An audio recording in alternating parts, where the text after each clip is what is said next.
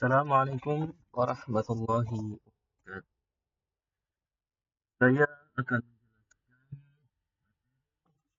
tentang jinayah dan hikmah.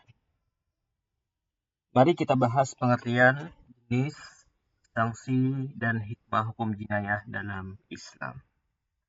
Pengertian jinayah. Definisi, jinayah dalam hukum Islam merujuk pada tindak pidana yang merugikan individu atau masyarakat, seperti pembunuhan, penganiayaan, pencurian, dan perzinaan. Apa sih bedanya jinayah dengan hudud? Jinayah itu berbeda dengan hudud, di mana hudud merupakan pelanggaran terhadap aturan agama yang memiliki hukuman yang telah ditentukan Allah. Oke, sekarang jenis-jenis jinayah. Pertama, pembunuhan. Pembunuhan merupakan tindakan menghilangkan nyawa seseorang secara sengaja atau tidak sengaja. Kemudian, jenis kedua yaitu aborsi, yaitu tindakan mengakhiri kehamilan sebelum waktunya. Kemudian jenis jinayah berikutnya adalah penganiayaan, yaitu melibatkan tindakan yang menyebabkan luka fisik pada korban. Kemudian jenis berikutnya adalah menghilangkan anggota tubuh. Tindakan yang menyebabkan hilangnya anggota tubuh korban. Kemudian, sanksi dalam jinayah. Pertama, sanksinya adalah dikisos. Kisos itu adalah hukuman setimpal yang diterapkan kepada pelaku kejahatan. Contohnya, jika seorang membunuh, maka pelaku juga dihukum mati.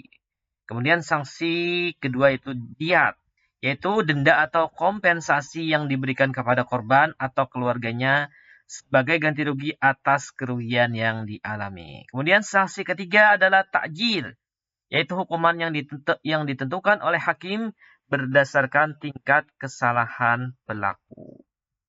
Kemudian implementasi hukum jinayah. Pertama, proses peradilan melibatkan pengumpulan bukti, pembuktian, dan pengucapan vonis oleh hakim. Kedua, beberapa syarat perlu dipenuhi termasuk bukti yang kuat dan kesaksian yang benar. Kemudian yang ketiga, di Aceh itu menerapkan hukum jinayah termasuk hukum hudud yang menjadi contoh penerapan hukum Islam. Kemudian apa sih tujuan hukum jinayah? Pertama adalah perlindungan, melindungi jiwa, harta, dan kehormatan manusia. Yang kedua adalah pencegahan. Itu mencegah kejahatan dan menciptakan rasa aman di masyarakat. Kemudian yang ketiga adalah keadilan, yaitu menegakkan keadilan, keseimbangan sosial, dan menghukum sesuai dengan kesalahan. Kemudian hikmah hukum jinayah. Pertama, untuk keamanan, menjaga keamanan dan ketertiban dalam masyarakat. Yang kedua, hikmahnya, yaitu menimbulkan efek jera kepada pelaku kejahatan. Yang ketiga, hikmahnya adalah keadilan, mewujudkan rasa keadilan bagi korban dan keluarganya. Nah, dari penjelasan di atas dapat diambil kesimpulan, pemahaman hukum jinayah sangat penting untuk menjaga keamanan dan keadilan. Implementasinya di era modern perlu disesuaikan dengan perkembangan zaman dan tantangan baru. Oke, terima kasih telah menyimak penjelasan video dari saya. Sekian dulu.